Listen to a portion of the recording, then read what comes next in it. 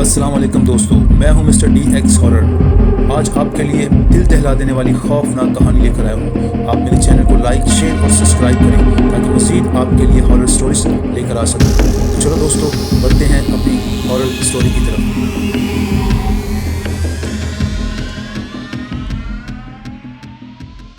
پرانا محل اور چھپا ہوا راز رات کا وقت تھا۔ ایک گھنے جنگل کے بیچوں بیچ ایک پرانا اور ویران محل کھڑا تھا۔ چاند کی مدھم روشنی دھند کو چیرتی ہوئی محل کی دیواروں پر پڑ رہی تھی۔ احمد، ایک نوجوان جو تجسس کا مارا ہوا تھا، محل کے سامنے کھڑا تھا۔ محل کے بارے میں کئی کہانیاں سن رکھی تھی، لیکن ان کہانیوں کی حقیقت جاننے کا جنون اسے یہاں لے آیا تھا۔ احمد نے ہچکچاتے ہوئے محل کے بڑے زنگ آلود دروازے کو دھکیل کر کھولا۔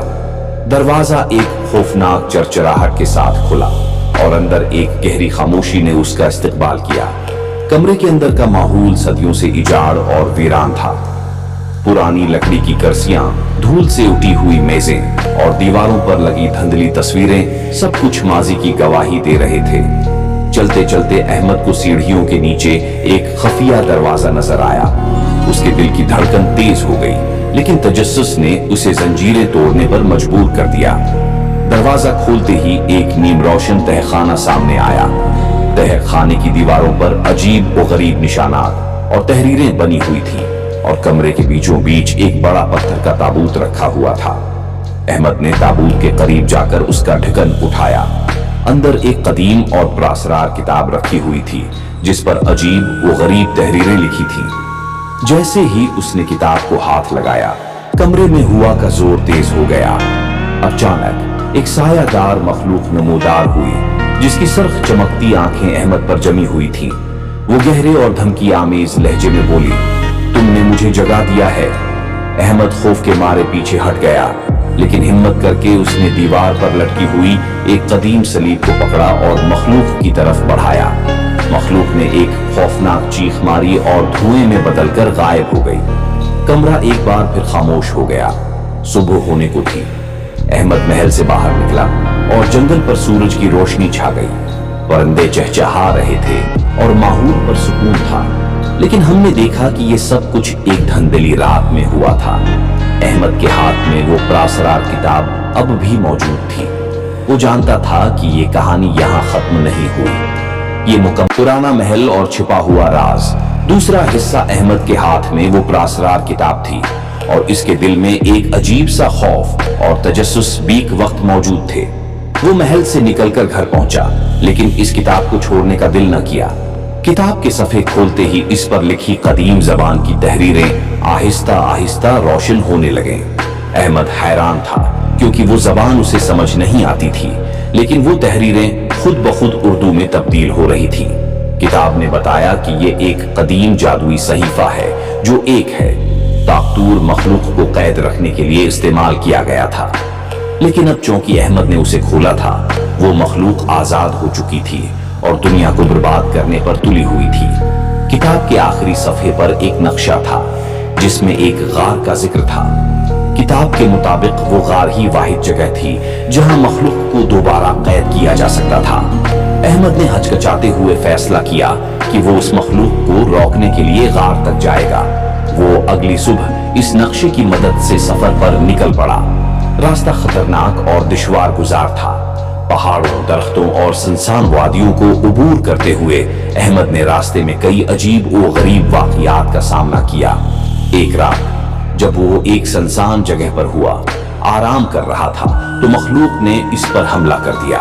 وہ ایک سایہ دار دھند کی شکل میں آئی، اور اس کی سرخ چمکتی آنکھیں احمد کے دل میں خوف پیدا کر رہی تھی۔ لیکن احمد نے اپنی ہمت جمع کی اور کتاب سے ایک جادوئی عبارت پڑھی، جس سے مخلوق کچھ دیر کے لیے پیچھے ہٹ گئی۔ آخرکار کئی دنوں کے سفر کے بعد احمد غار تک پہنچ گیا۔ غار کے اندرونی حصہ تاریک اور پراسرار تھا۔ کتاب کے مطابق غار کے مرکز میں ایک جادوئی دائرہ موجود تھا، جہاں مخلوق کو قید کیا جا سکتا تھا۔ لیکن جیسے ہی احمد دائرے کے قریب پہنچا، مخلوق دوبارہ ظاہر ہو گئی۔ یہ لڑائی اب آخری مرحلے میں داخل ہو چکی تھی۔ احمد نے کتاب کو دائرے کے بیچ رکھا اور باقی تمام ہمت جمع کر کے جادوئی عبارتیں پڑھنے لگا۔ مخلوق जोर से चीख रही थी, लेकिन दायरे की रोशनी उसे अंदर खींच रही थी। आखिरकार मखलूक एक जोरदार धमाके के साथ गायब हो गई और गार में खामोशी छा गई। अहमद किताब को वहीं छोड़कर गार से बाहर निकला। सूरज तुलुआ हो रहा था और हर चीज पुरस्कून महसूस हो रही थी, लेकिन अहमद के दिल में अब भी ये सवाल था, क्या ये वाकई खत्म हो चुका है या ये सिर्फ एक नए सफर की शुरुआत है?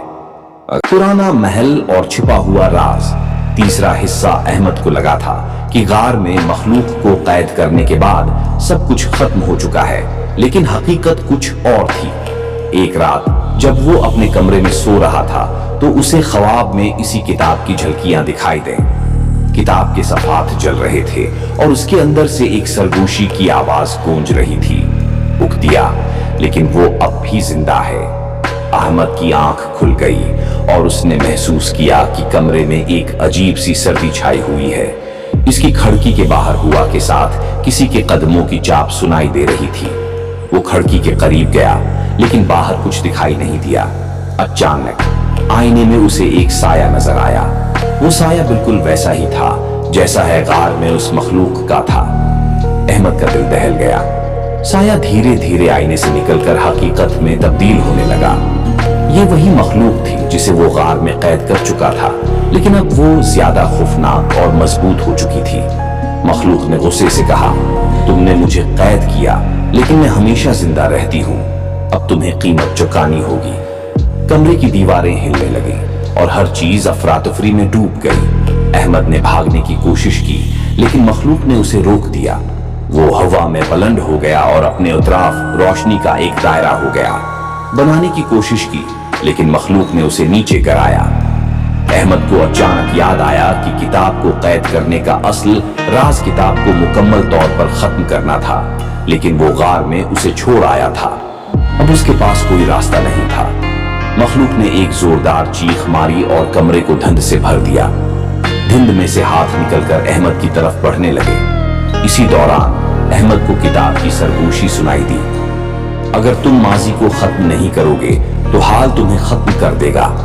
अहमद ने हिम्मत जताई और मखलूक से कहा, मैं तुम्हें हमेशा के लिए खत्म करूंगा। मखलूक एक लम्हे के लिए रखी, जैसे उसे ये अल्फाज सुनकर हैरत हुई हो। अहमद ने करीब रखा एक आईना उठाया और मखलूक की तरफ बढ़ा दिया। आईना एक दरवाजे की तरह खुल गया और मखलूक इसके अंदर खींची जाने लगी। मखलूक ने चीख मारकर कहा, ये खत्म नहीं होगा, मैं दोबारा आऊंगी। आईना टूट गया और कमरे में मुकम्मल खामोशी छा गई। अहमद थका हुआ जमीन पर गिर गया। उसने महसूस किया कि अब सब कुछ खत्म हो चुका है, लेकिन उसके दिल में खौफ बाकी था।